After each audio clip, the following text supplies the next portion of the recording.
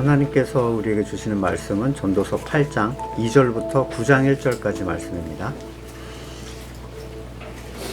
나는 권한다. 왕의 명령에 복종하여라. 그것은 네가 하나님 앞에서 맹세한 것이기 때문이다. 왕이 싫어하는 일은 고집하지 말고 왕 앞에서는 물러나거라. 왕은 자기 마음대로 할 수 있는 사람이다. 왕의 말이 곧 최고의 법인데 누가 감히 그에게 왜 그렇게 하십니까? 하고 말할 수 있겠는가? 왕의 명령을 지키는 이는 안전하다. 지혜 있는 사람은 언제 어떻게 그 일을 하여야 하는지를 안다. 우리가 비록 장래일을 몰라서 크게 고통을 당한다 해도 모든 일에는 알맞은 때가 있고 알맞은 방법이 있다. 무슨 일이 일어날지 아무도 모른다. 앞으로 일어날 일을 말하여 줄 수 있는 사람이 누구인가? 바람을 다스려 그치게 할 수 있는 사람이 없듯이 자기가 죽을 날을 피하거나 연기시킬 수 있는 사람도 없다. 전쟁이 일어나면 벗어날 사람이 없듯이 악은 행악자를 놓아주지 않는다. 나는 이 세상에서 벌어지는 모든 일을 살펴보다가 이 세상에서 권력진 사람이 따로 있고 그들에게 고통받는 사람이 따로 있음을 알았다. 나는 악한 사람들이 죽어서 무덤에 묻히는 것을 보았다. 그런데 사람들은 장제에서 돌아오는 길에 그 악한 사람들을 칭찬한다. 그것도 다른 곳이 아닌 바로 그 악한 사람들이 평소 악한 일을 하던 바로 그 성읍에서 사람들은 그들을 칭찬한다. 이런 것을 보고 듣노라면 허탈한 마음을 가눌 수 없다. 사람들은 왜 서슴지 않고 죄를 짓는가? 악한 일을 하는데도 바로 벌이 내리지 않기 때문이다. 악한 사람이 100번 죄를 지어도 그는 여전히 살아있다. 사람들은 말한다. 하나님 앞에 경건하게 살면서 하나님을 두려워하는 사람은 모든 일이 다 잘 되지만 악한 자는 하나님을 두려워하지 않으니 그가 하는 일이 잘 될 리 없으며 사는 날이 그림자 같고 한창 나이에 죽고 말 것이다. 이 세상에서 헛된 일이 벌어지고 있다. 악한 사람이 받아야 할 벌을 받는 의인이 있는가 하면 의인이 받아야 할 보상을 받는 악인이 있다. 이것을 보고 어찌 헛되다고 말하지 않을 수 있겠는가? 나는 생을 즐기라고 권하고 싶다. 사람에게 먹고 마시고 즐기는 것보다 더 좋은 것이 세상에 없기 때문이다. 그래야 이 세상에서 일하면서 하나님께 허락받은 한평생을 사는 동안에 언제나 기쁨이 사람과 함께 있을 것이다. 내가 마음을 다하여 지혜가 무엇인지 알고자 하였을 때, 그리고 땅 위에서 밤낮 쉬지도 않고 수고하는 사람의 수고를 살펴보았을 때, 하나님이 하시는 모든 일을 두고서 나는 깨달은 바가 있다. 그것은 아무도 이 세상에서 이루어지는 일을 이해할 수 없다는 것이다. 그 뜻을 찾아보려고 아무리 애를 써도 사람은 그 뜻을 찾지 못한다. 혹 지혜 있는 사람이 안다고 주장할지도 모르지만 그 사람도 정말 그 뜻을 알 수는 없는 것이다. 나는 이 모든 것을 마음속으로 깊이 생각해 보았다. 그리고서 내가 깨달은 것은 의로운 사람들과 지혜로운 사람들이 하는 일을 하나님이 조종하신다는 것, 그들의 사랑과 미움까지도 하나님이 조종하신다는 것이다. 사람은 아무도 자기 앞에 놓여있는 일을 알지 못한다. 아멘. 성경은 성도에게 쓴 글이기 때문에 성도에게만 의미를 가지고 있고 성도만이 이해를 할 수 있습니다. 성도는 사람이 교육으로 만들 수 없고 오직 하나님의 택하심을 통한 거듭남이라는 게 전제가 되는데 왜 이 얘기를 시작부터 하냐면 거듭나지 않은 사람들은 이 왕에 대한 내용을 이해하기가 어려워요. 민주주의 국가에 왕이 어디 있습니까? 모든 주권이 국민으로부터 나온다 이러는 마당에 실제로는 권력자들이 왕처럼 누린다 하더라도 대통령이 난 왕이다 이랬다가는 난리 나죠. 성도가 아니라면 성경의 많은 본문은 갈 곳을 잡을 수가 없어요. 왕이 없는 시대인데 뭐 왕한테 복종할 일이 있는가? 하지만 성도에게 의미 없는 본문은 없습니다. 전도자는 오늘 본문에서 왕의 명령에 복종하라 이렇게 권하는데 이유가 하나님 앞에서 맹세했기 때문이다 이렇게 얘기를 해요. 성도에게 있어서 왕은 그리스도죠. 근데 여러분이 그리스도를 믿기 전에 맹세하신 적이 있습니까? 건물교회 다닐 때 말고 정말 거듭났을 때 나는 주님을 나의 왕으로 섬기기로 맹세합니다. 저는 전혀 없었어요. 심지어 맹세는 성경에서 하지 말라고 한 거잖아요. 하나님 앞에 이런 거 맹세하지 마라. 야고보서 5장 12절에 무엇보다도 맹세하지 마십시오.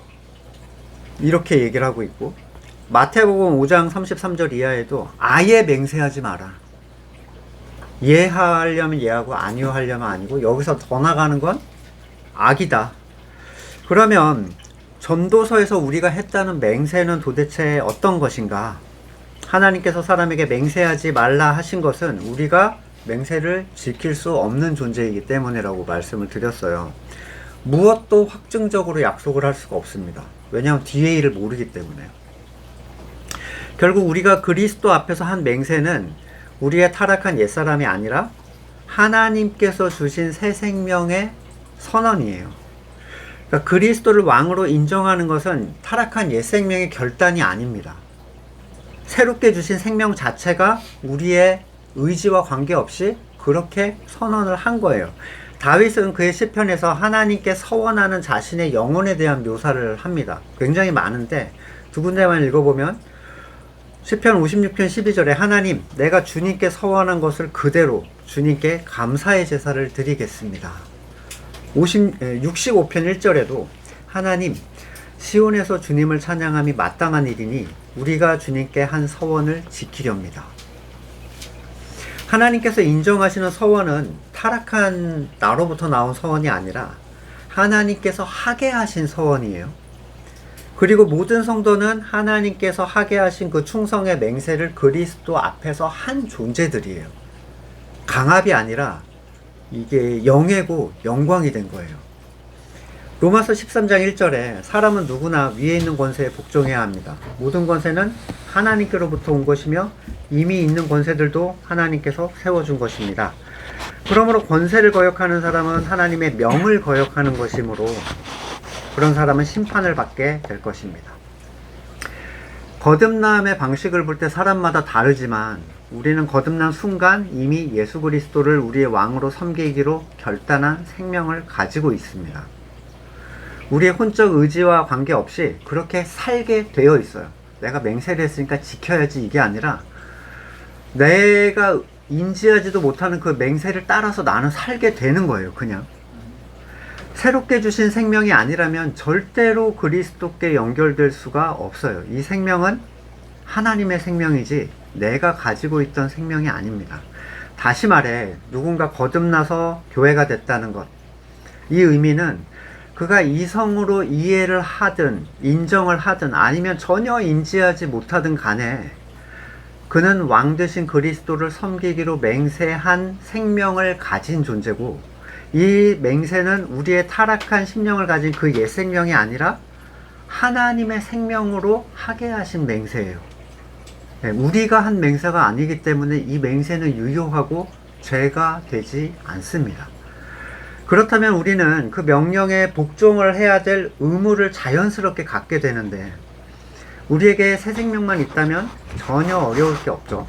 우리에게는 옛 생명의 습성이 있어요. 다시 알아야 할 건 옛 생명이 있는 게 아니라 옛 생명의 습성이 있는 거예요. 옛 생명의 습성, 성도의 옛 생명은 이미 죽었죠. 이게 뭔지는 갈라디아서에서 제가 설명을 좀 자세히 드렸는데, 이것은 우리의 의도로 된 게 아니라 하나님께서 그렇게 만들어버린 일이에요. 그러니 우리가 못 박아야 하는 실체는 남아있는 습성이죠. 습성. 마태복음 16장 22절, 이에 베드로가 예수를 붙잡고 주님 안 됩니다, 절대로 이런 일이 주님께는 일어나서는 안 됩니다 하고 예수께 대들었다. 베드로는 예수님의 죽음을 막으려고 했던 사람입니다. 예수님이 안 계시다면 얼마나 제자들이 혼란할 것이며 그분이 머리가 되신 이 그리스도는 얼마나 크게 궁지에 몰리겠는가. 베드로도 지금까지 자신들이 안전했던 것과 사람들의 지지를 그래도 받고 있다는 것이 예수님이 육체로 함께 계셨기 때문이라는 걸 잘 알고 있었어요.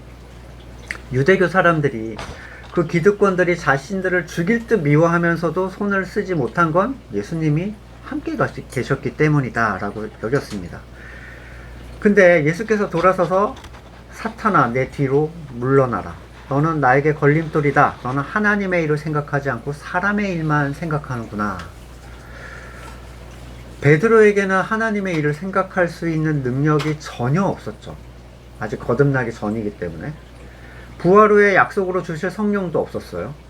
그러니까 자기의 최고의 선으로 주님을 위했다 하더라도 나로부터 나온 것은 부정한 것이었고, 신명기에서 계속 언급하죠. 사람으로부터 흘러나온 건 다 부정하다. 그런 하나님을 알지도 못했죠. 쉽게 말해서 베드로는 자기의 최고의 선을 드리고는 사탄이라고 욕을 드신 형님이에요. 억울하기도 하고 굉장히 당혹스럽기도 했을 것 같아요. 더 이상 어쩌라는 거지.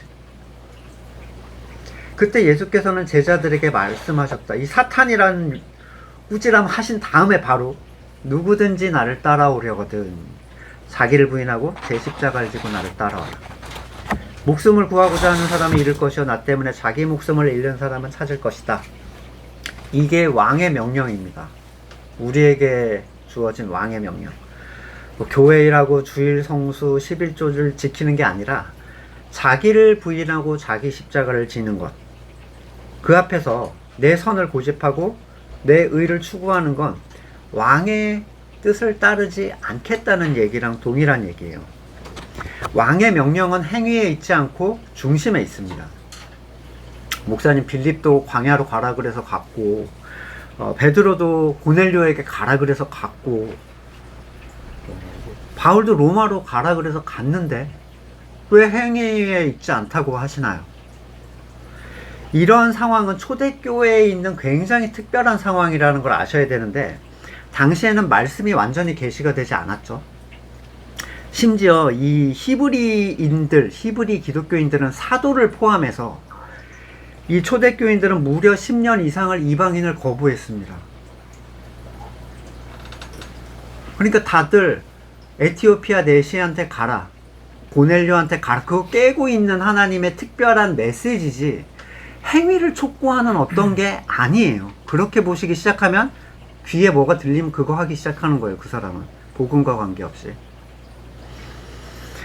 이 명령은 그들의 율법적 내면을 깨기 위한 하나님의 방식이었습니다. 믿음으로 하지 않은 모든 것이 죄다라고 성경은 얘기하고 있죠. 그러니까 내면을 벗어난 외적 행위는 그 사람한테 죄예요. 성도가 우상의 제물을 먹는 일에 있어서 그 얘기를 했죠. 자유함이 없이 바울도 먹으니까 나도 먹어야 되겠다, 이런 거 죄라고 했죠. 예. 그러니 내면적 가치를 알게 된 이상 이 외적 행위에 집착하는 건 의미가 없다는 거예요. 우리는 종종 이게 내 선임을 알고도 꺾고 싶지 않을 때가 있다는 걸 압니다. 내가 내 선을 고집하고 있다는 사실을 발견했는데도 건드리지 않았으면 좋겠는 마음이 있어요. 하나님, 저도 알거든요. 잠깐 기다려 보세요. 잠깐 시간 좀 줘보세요. 십자가의 고통이 따라요. 그걸 부인하려면. 그리고 그분의 싫어하시는 일을 내가 고집을 하고 있습니다. 왜냐하면 말씀의 채움, 그러니까 하나님으로부터 오는 배부름이 없기 때문에 그걸 놓을 수가 없어요. 채움이 없는 사람은 옛사람의 습성의 그 허기를 이길 방법이 없습니다. 어쩔 수 없어요. 알면서도 거부합니다.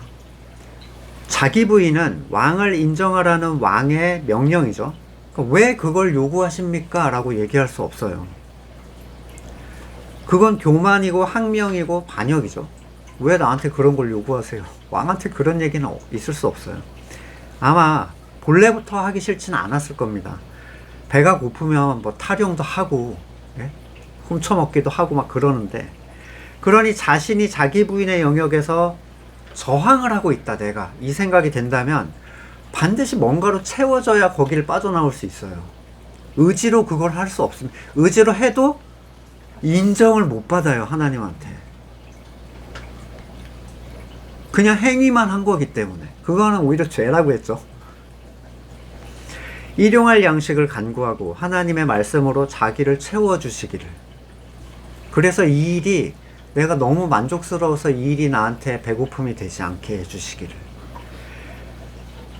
그렇지만 자기를 부인하는 사람들은 안전합니다. 오전의 말씀대로 머리의 지혜를 누리는 사람들은 언제 어떻게 그 일을 하여야 하는지를 알 수가 있어요. 미련한 사람들은 알려줘도 모르는데 이 지혜, 머리의 지혜를 가진 사람들, 하나님의 백성이라면 그러니까 그리스도의 진영에서 나가지 않기를 굉장히 신경을 많이 쓰셔야 돼요. 이 교회라는 공동체에 보이지 않는 가치에 대한 중요성. 그분의 명령이 나한테 불편한 게 되지 않기를. 6절 보시면 앞에서 말씀드린 대로 사람들은 자기 앞일을 알 수 없지만 그것과 상관없이 이 모든 일에는 특정 일이 아니라 모든 일이에요. 창조주에 알맞은 때가 있고 알맞은 방식이 있다라고 얘기를 합니다. 때와 방법에 대한 욕심이 우리는 좀 많이 있죠. 내가 원하는 일이니 내가 원하는 방법을 통해서 내가 원하는 때에 그 일이 일어나기를 원하는 존재들입니다. 모든 일이 하나님의 주권이다 이랬더니 일의 결과는 제가 양보를 해드릴 테니 방식과 때는 제가 좀 이렇게 뜻대로 일어나게 해주십시오. 말도 안 되는 기도를 하는 경우가 있어요. 우리가 지금 이사야서를 성경 공부해서 보는데 하나님이 예언이 막 160년 후 거 얘기해줘요. 그럼 내 살아있을 때는 보지도 못하는 일들이에요. 하나님의 스케일은 우리의 짧은 인생으로 그분을 어떻게 땡기고 밀고 할 수 있는 분이 전혀 아닙니다. 모든 일에 관한 입법, 사법, 행정이 다 하나님의 손에 있다라고 말씀드렸듯이 위에 말한 지혜 있는 사람들은 자기의 뒷일을 알지 못한다는 이유 때문에 현재 고통을 당할지라도 그 일로 크게 번민하지 않습니다. 이 일이 누구에게나 일어나는 일이다. 성경은 얘기를 하고 있거든요. 그는 머리를 신뢰합니다. 온 세상의 창조주이시자 운행자이신 하나님이 자기의 모든 능력과 지혜로 이루어 가시는 일에 대한 이 신뢰, 그러니까 풍랑에서도 괜찮아지는 거예요. 이걸 하나님이 모르시거나 방관하시는 게 아니다라는 신뢰. 그게 풍랑에서 잘 수 있는 평안함을 그 사람한테 줍니다. 알맞은 때와 방법은 제가 더 잘합니다. 이렇게 주장한다면 그 사람은 지체가 아닌 거예요. 잘라내야죠. 누군가의 발이 장소를 향해서 멋대로 움직인다. 그 사람 다치겠죠. 반드시. 누군가의 입이 머리와 관계없이 스스로 말하기 시작하면 온 지체가 크게 혼란에 빠지게 됩니다. 로마서 12장 3절. 나는 내가 받은 은혜를 힘입어 여러분 각 사람에게 말합니다. 스스로 마땅히 해야 하는 것 이상으로 생각하지 말고 하나님께서 각 사람에게 나눠주신 믿음의 분량대로 분수에 맞게 생각하십시오. 생각의 영역을 지금 이렇게 정해줬어요. 한 몸에 많은 지체가 있으나 지체들이 다 같은 일을 하는 게 아닙니다. 우리도 여럿이지만 그리스도 안에서 한 몸을 이루고 있으며 각 사람은 서로 지체입니다. 여기서 말하는 믿음의 분량은 막 능력치를 얘기하거나 헌신도를 얘기하는 게 아니에요. 믿음의 분량은 머리를 신뢰하는 정도를 얘기합니다. 머리를 신뢰하는 만큼만 뭐를 해 라는 얘기예요. 그거를 넘어서 오버하지 말고 딱 네가 머리를 신뢰하는 만큼. 머리를 신뢰하지 않는 존재가 믿음이 닿지 않는 영역을 혼자 나대는 건 교회 전체를 혼란스럽게 하는 일이죠. 결국에 이 명령에는요, 완전한 통일성이 핵심이에요. 전체가 하나로 움직이게 되는 걸 방해하는 애들, 머리의 역할을 자꾸 주도하려고 하는 애들은 크게 문제가 있다. 조심해라. 이걸 거부하는 사람은 굉장히 위험한 사람이 되겠죠. 갈라디아서 5장 12절. 할례를 가지고 여러분을 선동하는 사람은 지체를 잘라버리는 게 좋겠습니다. 율법의 할례가 믿음에 준하지 않는 행동인데도 복음에 반하여 할례의 행위를 믿음이라고 주장하는 것, 이건 머리에 대한 반역이에요. 그래서 성도의 나눔과 연합이 다른 존재들을 계속 드러내줍니다. 우리와 같은지 다른지는 얘기를 계속 하다 보면 그냥 알게 돼요. 누가 설명해 줄 필요가 없습니다. 마태복음 18장 7절. 사람을 걸려 넘어지게 하는 일 때문에 세상에 화가 있다. 이 일이 없을 수 없으나 넘어지게 하는 일을 일으키는 사람에게 화가 있다. 그러니까 걸려 넘어지게 하거든 잘라버려라, 빼버려라, 이제 그 얘기를 하시는 거예요. 이 교회에 대한 얘기인데, 지체는 다양하지만 연합체예요. 한 몸이에요. 반드시 하나의 뜻을 위해서 함께 움직입니다. 따라서 문제가 있는 지체가 안에 있으면 전체가 굉장히 어려움을 겪게 되든지 아니면 잘라내야 하든지 둘 중에 하나의 선택을 해야 되는데, 성경은 잘라내라. 사랑이란 이름으로 데리고 있지 마 라는 얘기입니다. 굉장히 중요한 얘기죠. 장래를 알지 못하는 우리에게 장래를 말해줄 수 있는 존재는 누구인가? 머리죠. 머리는 특별한 존재예요, 우리에게 있어서. 머리 대신 그리스도께서는 하나님의 모든 지혜와 지식의 충만함으로 가득하신 분이에요. 지체로서 자기를 부인하지 않고 자기를 드러내는 존재들은 교회에 합당하지가 못합니다. 자기를 부인하는 지향, 나는 나를 선하다고 생각하지 않아. 이 지향을 얘기해요. 이걸로 함께 연합할 수 없는 존재는 지체가 아니라 자기가 머리인데 같이 붙겠다는 얘기랑 똑같아요. 머리가 여러 개 있으면 얼마나 무서운 상황입니까? 그리고 이 기준은 항상 우리에게 주신 성경의 말씀, 복음에 합한 해석에 준해야 돼요. 성경 말씀을 끌고 와도 사탄도 예수님을 말씀으로 시험을 자꾸 했잖아요. 말씀으로 넘어뜨리려고 했죠.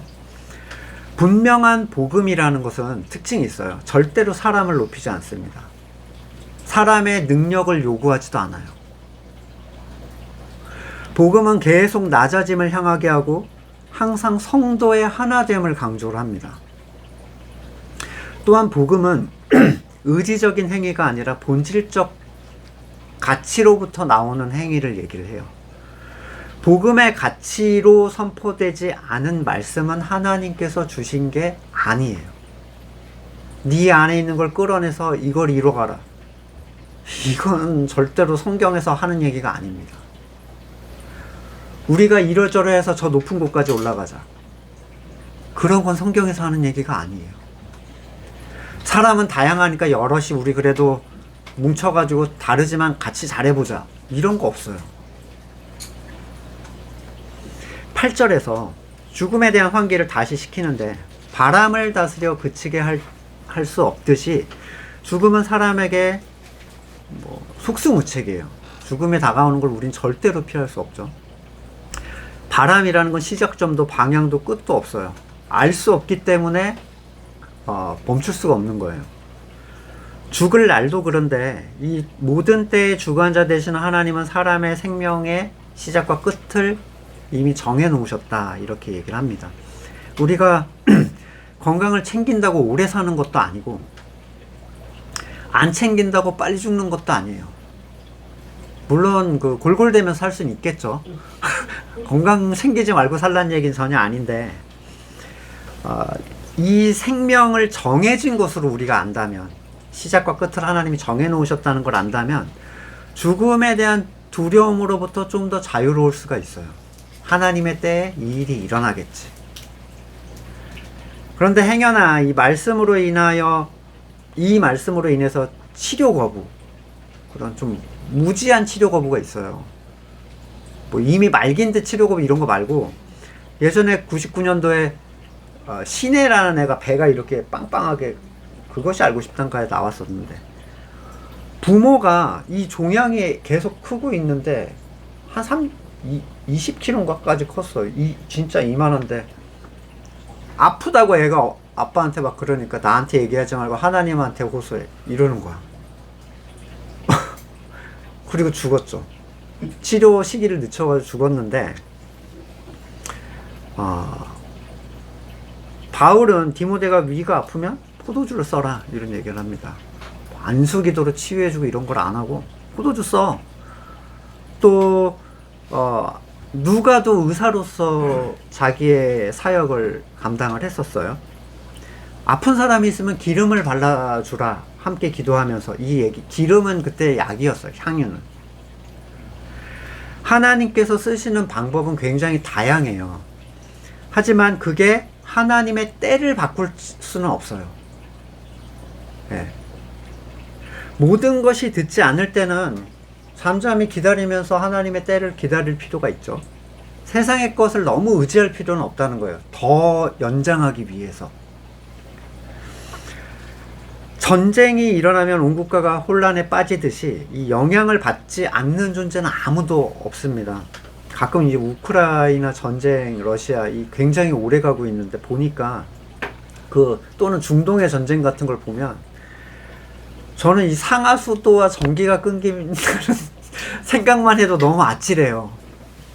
그러니까 뭐 폭탄 터지고 이것급이 아니라 이 갖춰진 인프라가 멈춘다. 이거 어떻게 살아야 되나 너무 막막한 거예요. 그냥 아무리 부자이고 권력자여도 이 전체 전쟁의 영향으로부터 안전한 존재는 아무도 없어요. 그런 것처럼이라고 하고 싶은 얘기가 뭐냐면요, 악은 악한 자를 절대로 놔주지 않는다는 얘기를 하고 싶은 거예요. 전쟁의 위험성을 얘기하는 게 아닙니다. 악은 창조주의 주권에 대한 자기 주권의 소유를 주장하는 거예요. 이게 죄라고 얘기를 말씀드렸죠. 그런 사람의 결말은 그가 어떻게 살든 무조건 정해져 있습니다. 열심히 성실하게 이타적으로 청빈하게 사는 거 아무런 의미가 없어요. 누구도 그 비극적 결말로부터 피할 수가 없어요. 9절부터 전도자는 지배와 피지배 사이에서 해가 되는 일이 있다라고 얘기를 하는데, 이스라엘의 왕조 역사만 봐도 어떤 왕이 다스렸느냐에 따라서 백성의 삶이 완전 달라졌죠. 우리도 있잖아요. 킹 세종. 네. 대표적인 킹 세종.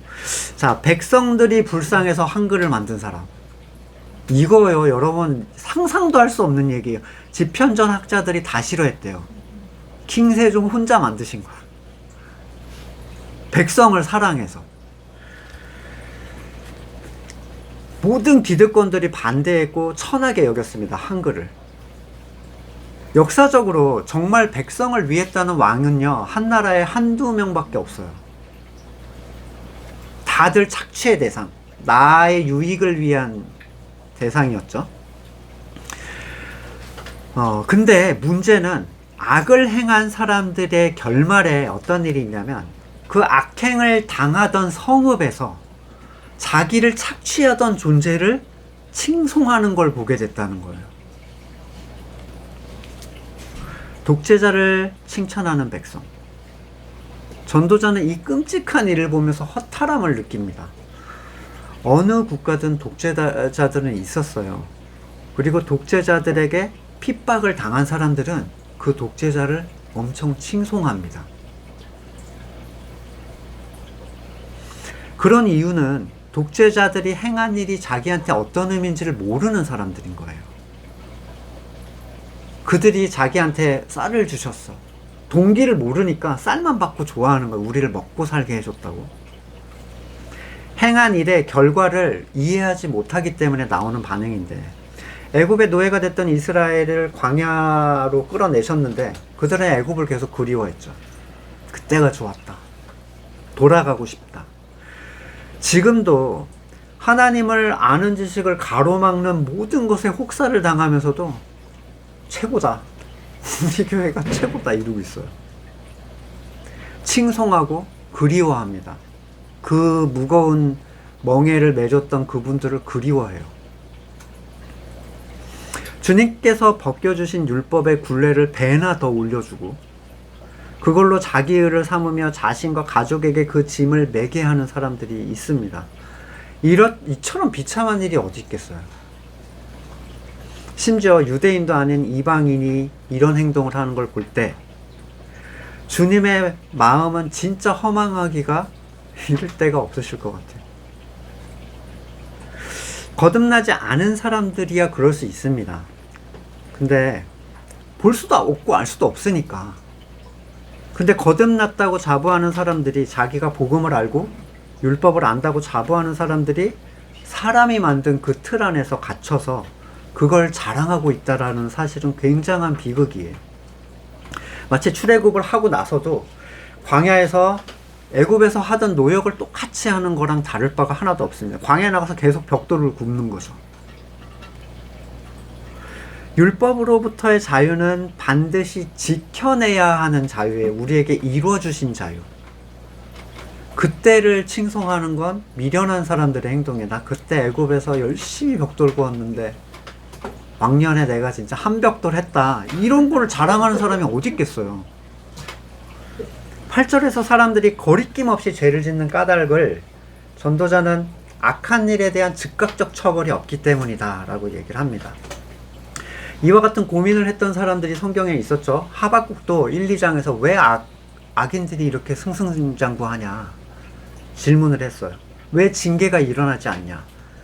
또 그 비슷한 하소연이 시편에도 있습니다. 73편에 하나님은 마음이 정직한 사람과 마음이 정결한 사람에게 선을 베푸시는 분이건만 나는 그 확신을 잃고 넘어질 뻔했다. 믿음을 버리고 미끄러질 뻔했구나.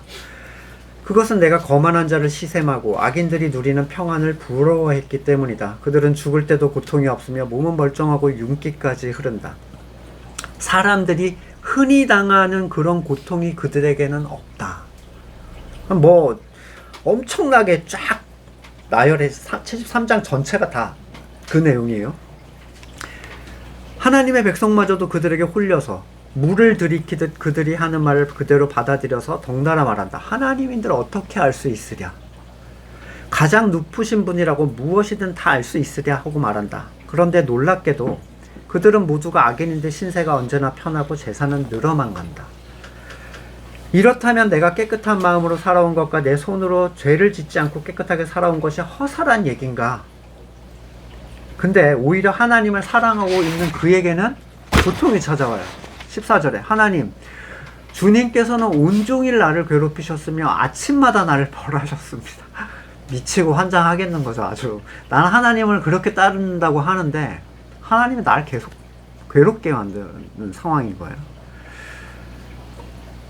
나도 그들처럼 살아야지 하고 말했다면 나는 주님의 자녀들을 배신하는 일을 했을 것입니다. 내가 이 얽힌 문제를 풀어보려고 깊이 생각했으나 풀기엔 너무 어려운 문제였습니다. 그러나 마침내 하나님의 성소에 들어가서야 라는 얘기를 해요. 악한 자들의 종말이 어떻게 될 것이라는 걸 깨닫게 됐다. 하박국도 막 우는 소리하고 왜 이러냐고 하다가 3장 16절에 그 소리를 듣고 나의 창자가 뒤틀린다. 그 소리에 나의 입술이 떨린다. 나의 뼈가 속에서부터 썩어간다. 나의 다리가 후들거린다. 그러나 나는 우리를 침략한 백성이 재난당할 날을 참고 기다리겠다. 하나님의 때에 대한 인지를 한 거예요. 하나님의 최종 판결을 기다리는 사람들, 이 인생은 총알같이 짧다는 사실, 하나님은 모든 것을 보고 계시다는 사실. 그러니까 마지막 때를 기다리는 사람들만이 눈 앞에 보이는 상황으로부터 평안을 찾을 수가 있어요. 이건 금방 지나가는 거야 라는 것 때문에. 그래서 하박국의 그 유명한 찬양이 나오는 거죠. 무화과 나무에 과일이 없고 포도나무에 열매가 없을지라도, 올리브 나무에서 딸 것이 없고 밭에서 거둬들일 것이 없을지라도, 우리의 양이 없고 외양간에 소가 없을지라도 나는 주님 안에서 즐거워하련다. 나를 구원하신 하나님 앞에서 기뻐하련다. 왜 하나님은 당장 심판하지 않으시는가? 자판기처럼 죄를 딱 넣으면 징계가 탁 튀어나오면 아무도 죄를 안 지을 것 같은데, 사기를 치면 딱 눈이 멀어버리고 사기꾼이 안 생기겠죠. 살인을 하면 제일 사랑하는 사람이 죽어버린다면 세상에는 어느 정도 평화가 찾아오지 않겠습니까? 근데 이런 거는요, 이것 때문에 제어하는 건 하나님에 대한 신뢰와 뜻에 대한 동의가 아니라 공포를 통한 행위적 자제일 뿐이에요. 저 죽이고 싶은 놈.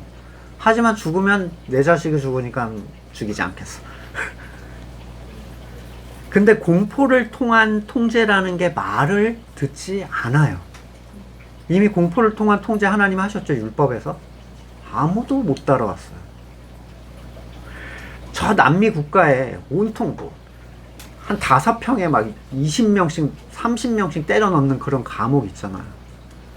그럼 범죄율이 막 떨어지느냐? 그 사람들이 나오면 또 해요. 율법에서 쳐 죽이고 태워 죽이고 해도 절대로 하나님 뜻에 합한 삶을 살지 못했어요.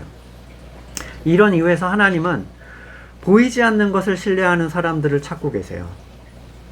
보이는 것에 흔들리지 않는 존재를 드러내고 계시는 거예요. 이 일은 성도가 다른 존재라는 걸 드러내는 장이라고요. 하박국 2장 3절 이 묵시는 정한 때가 되어야 일어난다. 이루어진다. 끝이 곧 온다는 걸 말하고 있다. 이것은 공연한 말이 아니니 비록 더디더라도 그때를 기다려라. 반드시 오고야 만다. 늦어지지 않을 것이다. 네, 하나님의 때에 하나님의 일이 반드시 일어난다.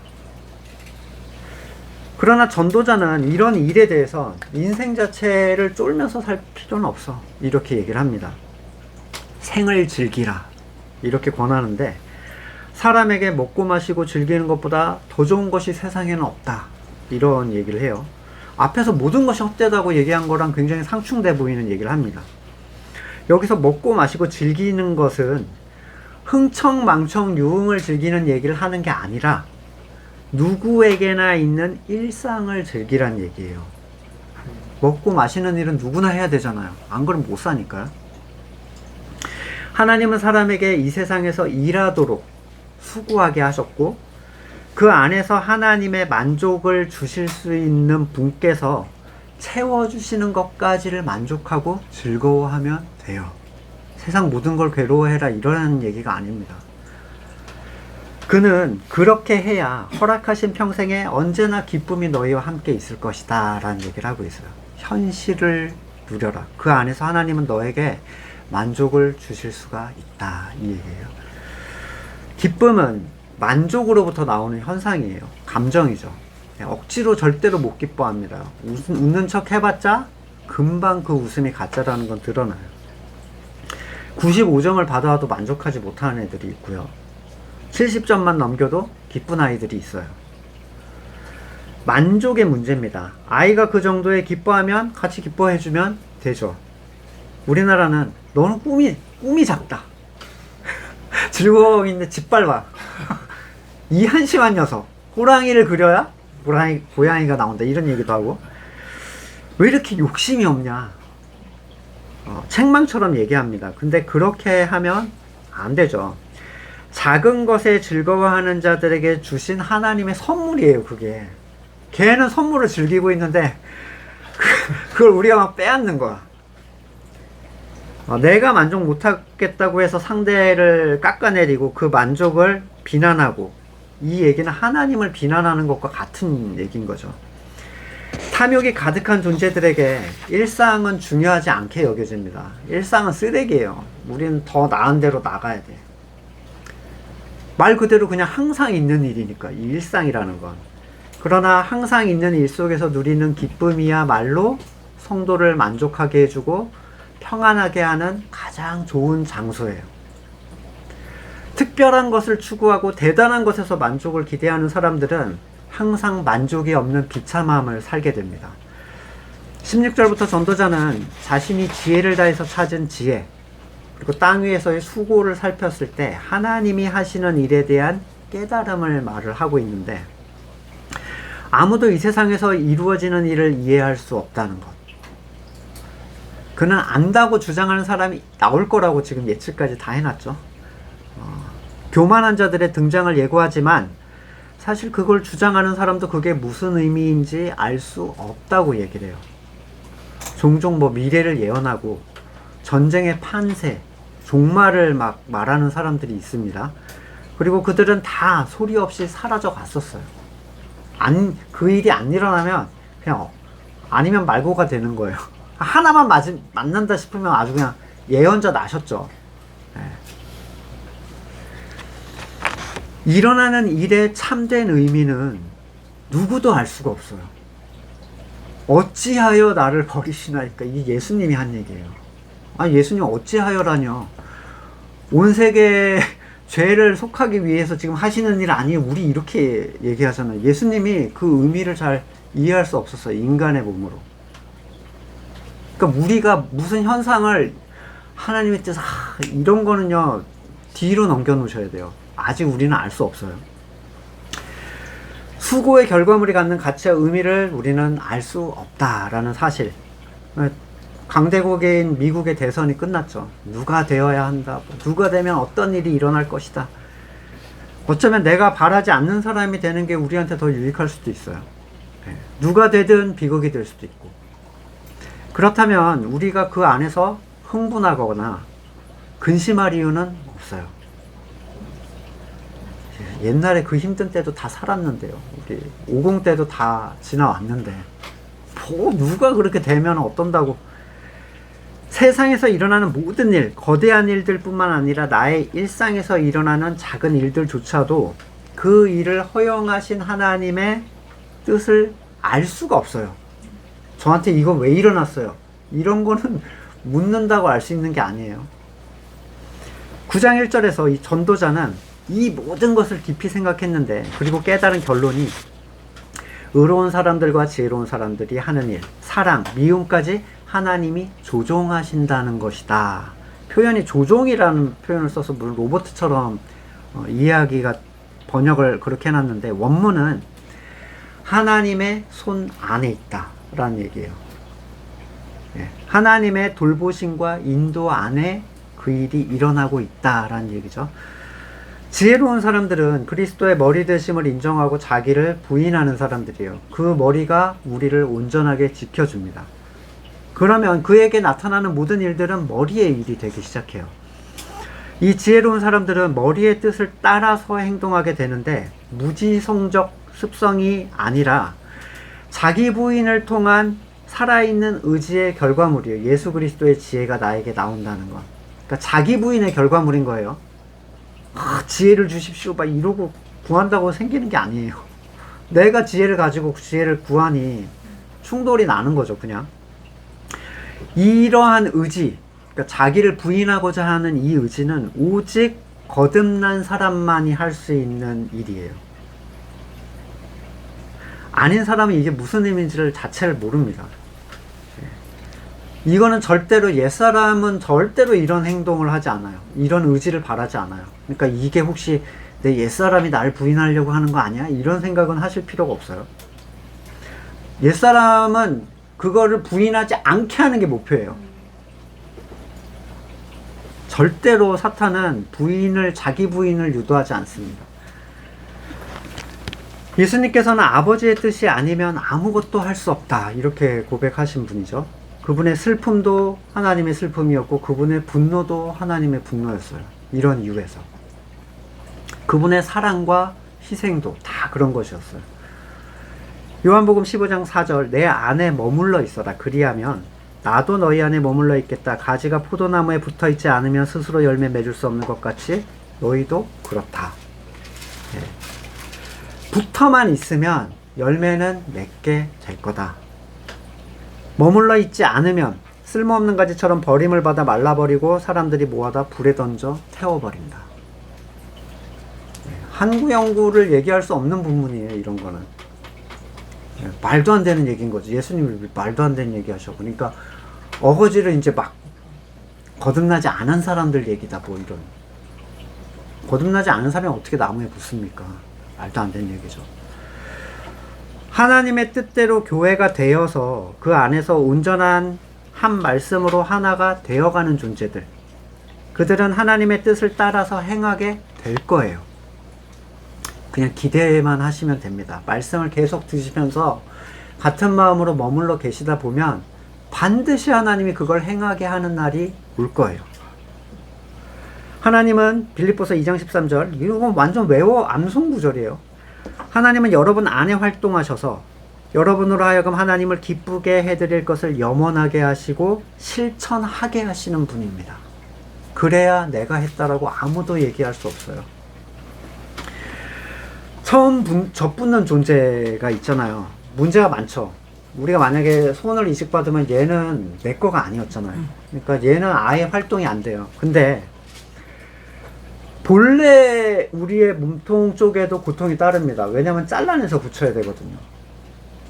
상처가 나야 서로가 붙는 거예요.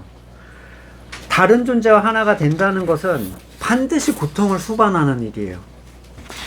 우리 창들도 문턱을 낮추고 우리가 그 안에서 발생하는 고난을 감당하자라는 이유로 이번에 좀 오픈을 많이 했었는데, 다른 존재를 받아들일 수 없다라고 한다면 그게 유대인하고 무슨 차이가 있습니까? 너무 달라서 나 싫어. 이런 식으로 나올 거면 그게 유대인이잖아요. 그런 게. 유대인은 얼마나 힘들었겠어요, 진짜. 이런 접붙임에서 나타나는 다름에 대한 어려움들은 기존에 있던 사람들이 감수해줘야 되는 영역이에요. 훨씬 더 많이 참고 훨씬 더 많이 이해해줘야 돼요. 왜냐면 우리도 옛날에 그랬으니까요. 우리는 그 마음을 알잖아요. 예수님께서 자신을 깎는 고난을 통해서 우리를 붙여주셨어요. 그걸 다 참아내신 거예요. 근데 어떻게 우리가 나 불편하다라고 거부할 수가 있겠는가? 고통을 통하여 이루어진 이 연합은 공동체를 성장시키고 분명하게 강하게 해줄 겁니다. 어제 모임을 보면서 저도 생각이 많이 좀 들더라고요. 어떻게 이렇게 다른데 이렇게 각지에서 이렇게 왔는데 이렇게 같은 색깔을 가지고 있을까? 조금씩 다른 차이는 있죠. 근데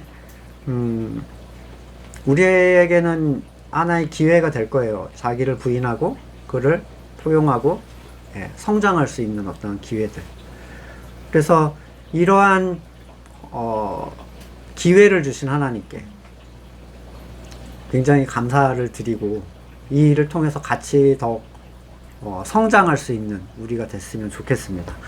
다양한 주제들이 있지만 마음에 가까이 다가오신 내용들을 같이 잠깐 묵상하시고 제가 기도하고 마치겠습니다. 예수님을 우리의 왕이라고 머리라고 고백하면서도 항상 믿음을 벗어나 많은 것들을 생각하고 스스로 주장하려 하는 우리의 교만함을 발견합니다. 날마다 자기를 부인하고 자기 십자가를 지고 그분의 뒤를 따르는 우리가 되기를 원합니다. 허락하신 교회 안에서 주님께서 맺게 하신 그 생명의 가치들을 누릴 수 있기를 간절히 소망합니다.